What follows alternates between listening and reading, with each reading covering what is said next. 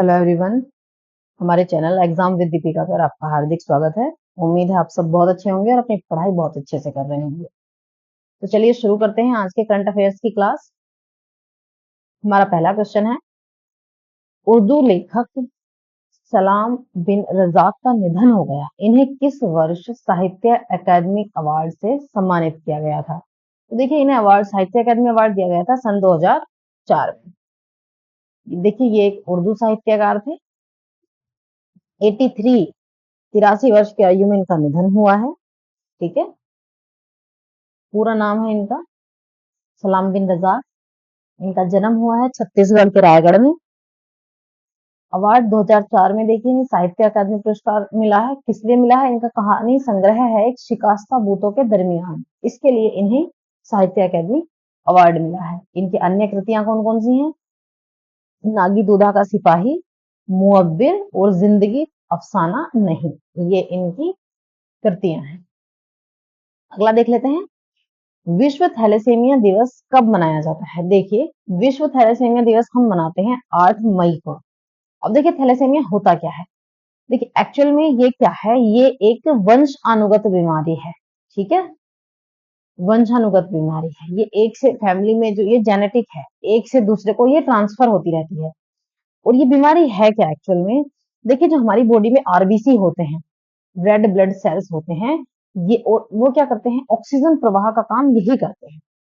तो ये क्या करते हैं, जो रेड ब्लड सेल्स है उनके उत्पादन को ही कम कर देते हैं। मतलब जो हमारी बॉडी में जनरेट होते हैं ना रेड ब्लड सेल्स, ये उन पर इफेक्ट डालता है।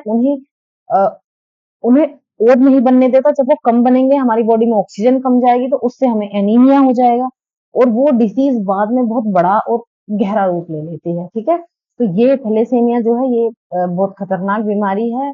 एक्चुअल में ये ब्लड का रोग है, खून का विकार है। ठीक है, तो हम इसे कब मनाते हैं?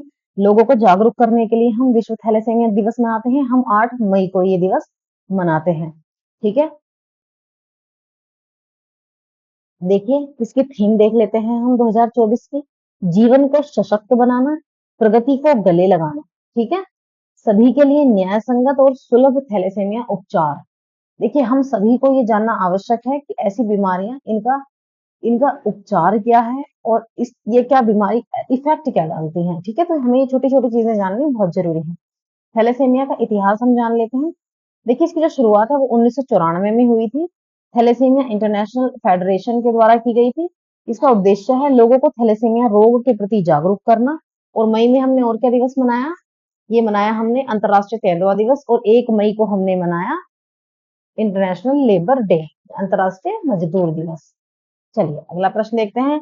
साहित्य श्रेणी में ऑटोबायोग्राफी के लिए किसे पुलित्जर पुरस्कार 2024 प्रदान किया गया है? तो देखिए, ऑटोबायोग्राफी के लिए पुलित्जर अवार्ड दिया गया है, ये आपको देखने होंगे। जेने एनी फिलिप्स, इसमें आप हमारे कई ऑप्शन हैं, आप उन्हें एक बार देख लें।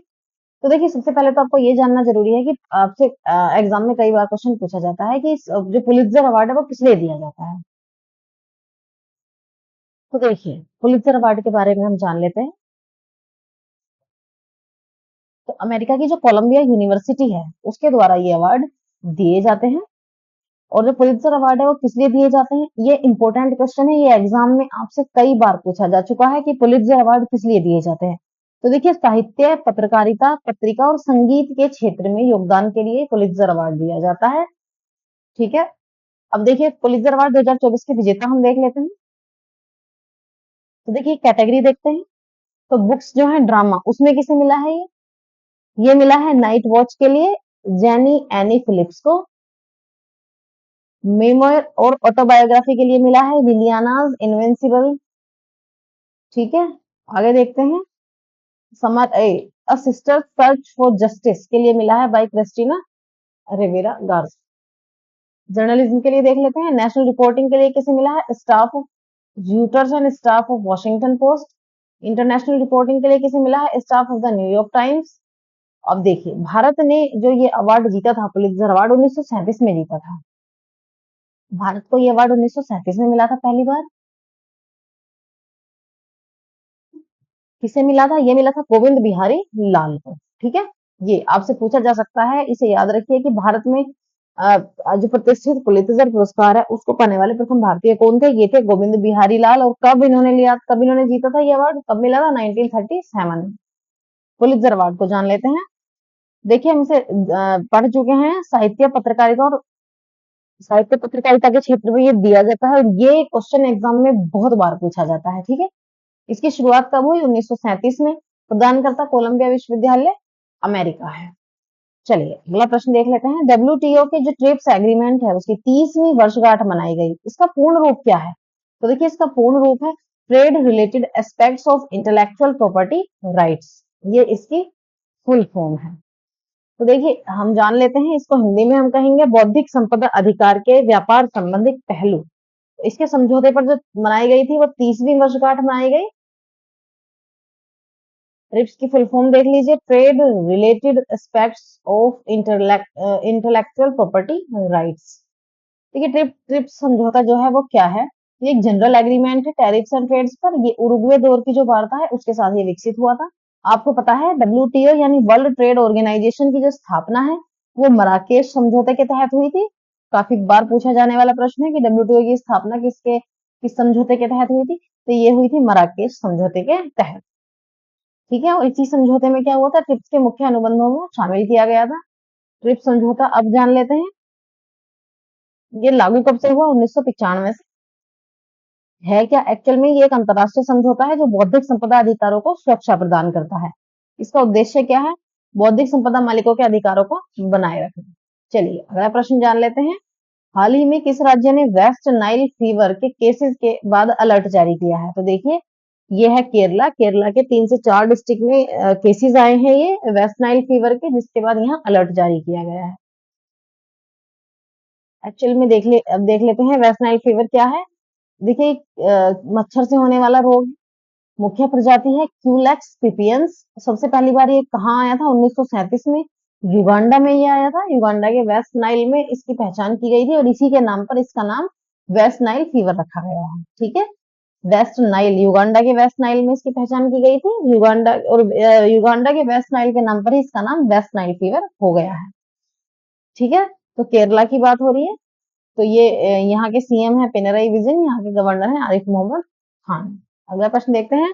किस देश ने टैक्टिकल न्यूक्लियर वेपन के साथ युद्ध अभ्यास करने की घोषणा की है? तो देखिए ये घोषणा की है रसिया ने। ठीक है,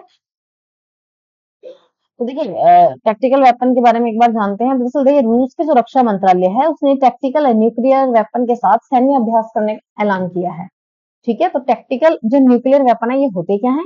ये उन हथियारों की तुलना में थोड़ा कम शक्तिशाली होते हैं जो पूरे शहर को नष्ट करने की क्षमता रखते हैं। ठीक है, ये क्या करते हैं? ये बड़े पैमाने पर रेडियोधर्मी प्रभाव पैदा करते हैं और बिना दुश्मन के ठिकानों को नष्ट करने के लिए डिजाइन किए जाते हैं। रेडियोधर्मी प्रभाव ये पैदा नहीं करते हैं। सबसे छोटे टैक्टिकल न्यूक्लियर वेपन 1 किलोटन या उससे कम ये हो सकते हैं। ये रशिया की बात हो रही है। तो देखिए ये मैप में रशिया है। विश्व में सबसे ज्यादा क्षेत्रफल रशिया के पास है। ठीक है, देखिए इसमें कितने ज्यादा टाइम जोन आते हैं? सबसे ज्यादा टाइम जोन रशिया में आते हैं। इसमें 13 टाइम जोन कवर होते हैं। ठीक है, ये मैप में इंडिया है और इंडिया के यहाँ ये रशिया है। ठीक है, इंडिया से इतना ऊपर। तो रशिया की बात हो रही है। तो यहाँ के प्रेसिडेंट कौन है? Vladimir Putin. और यहाँ के पीएम कौन है? मिखेल मिशोस्टिन।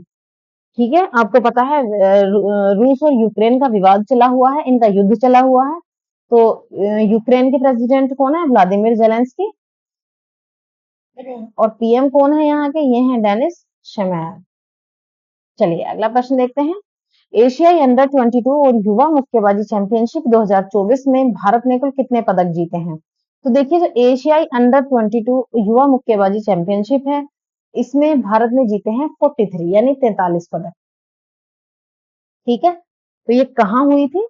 कजाकिस्तान के अस्ताना में चैंपियनशिप हुई है। 22 युवा अंडर 22 है ये मुक्केबाजी चैंपियनशिप। ठीक है, तो इस चैंपियनशिप की श्रेणियों में महिला और पुरुष दोनों में भारत ने कुल मिलाकर 43 पदक जीते हैं, जिसमें भारत ने 12 गोल्ड जीते हैं, 14 सिल्वर और 17 ब्रोंज। तो सबसे पहले नंबर पर कौन रहा है? वो रहा है कजाकिस्तान। कजाकिस्तान ने 48 पदक जीते हैं। दूसरे नंबर पर रहा है भारत। भारत ने 43 पदक जीते हैं। ठीक है, अच्छा, हमारे कुछ यहाँ गोल्ड मेडल विनर्स के नाम हैं, एक बार देख लेते हैं। विश्वनाथ सुरेश 48 में, निखिल 57 में, आकाश गोरखा 60 किलोग्राम में, पूनम पूनिया 57 में, प्राची 63 में। चलिए, जो एशियाई अंडर 22 युवा मुक्केबाजी चैंपियनशिप है 2024, इसके आयोजनकर्ता कौन है? एशियाई बॉक्सिंग फेडरेशन। चलिए अगला प्रश्न देखते हैं। हाल ही में किस राज्य की राज्यपाल अनुसुईया उइके ने स्कूल ऑन व्हील्स पहल की शुरुआत की है? तो देखिए, स्कूल ऑन व्हील्स शुरू किया गया है मणिपुर के द्वारा। तो मणिपुर की जो राज्यपाल है वो कौन है? वो है अनुसुईया उइके। इन्होंने स्कूल ऑन व्हील्स की पहल की शुरुआत की है। स्कूल ऑन व्हील्स क्या है, एक बार देखते हैं। देखिए, राज्य में आप जानते होंगे मणिपुर में क्या हुआ है ना, विवाद चला हुआ है। वहां के दो समुदाय हैं, एक तो कुकी है और एक है मेतेई। ठीक है, इन दोनों में विवाद चला हुआ है और विवाद जो है ये काफी बहुत ज्यादा यहाँ लोगों की जानें भी जा चुकी हैं और ये थमने का नाम नहीं ले रहा है। तो सरकार ने क्या किया है, जातीय हिंसा जो ये हो रही है इसके मद्देनजर लोगों ने शरण ली हुई है राहत शिविरों में। तो वो जो राहत शिविरों में शरण ली हुई है, तो उन छात्रों को शिक्षा प्रदान करना है इस पहल का उद्देश्य। ठीक है, स्कूल ऑन व्हील्स का। मणिपुर की बात हो रही है, तो देखिए ये मैप में मणिपुर है। ठीक है, राजस्थान माफ कीजिए, मणिपुर की जो राजधानी है वो इम्फाल है और मुख्यमंत्री यहाँ के एन बीरेन सिंह है। अगला प्रश्न देखते हैं। चर्चा में रहा लॉकबिट क्या है? देखिए, लॉकबिट क्या है? एक प्रकार का रैनसमवेयर है। अभी क्या हुआ है हाल ही में, यूएसए ने एक रूसी नागरिक है दमित्री यूरिविच खोरोशेव, इसको लॉकबिट ये रैनसमवेयर में शामिल होने के कारण इन्होंने इसे दोषी ठहरा दिया है। रैनसमवेयर है क्या? ये एक प्रकार का मेलवेयर है जो कंप्यूटर डेटा को हाईजैक कर लेता है। ठीक है, और ये पहली बार कब पाया गया था? 2019 में। इसे हम क्रिप्टो वायरस भी कहते हैं। देखिए, इसमें ये क्या करते हैं, डाटा को कंप्यूटर को हाईजैक कर लेते हैं और हाईजैक करने के बाद ये मोस्टली बड़ी कंपनियों को हाईजैक करते हैं और हाईजैक करने के बाद ये क्या करते हैं, उनसे एक मोटी रकम की डिमांड करते हैं। जब तक वो मोटी रकम नहीं मिल जाती, ये उस कंपनी की फाइल उन्हें वापस नहीं करते हैं। ठीक है, तो ये एक तरह का क्राइम में ही आता है। चलिए, साइबर क्राइम जैसी चीजें हैं ये। अगला प्रश्न है। भारतीय सेना और वायुसेना द्वारा गगन स्ट्राइक सेकंड अभ्यास का आयोजन किया गया। ये आयोजन कहाँ किया गया?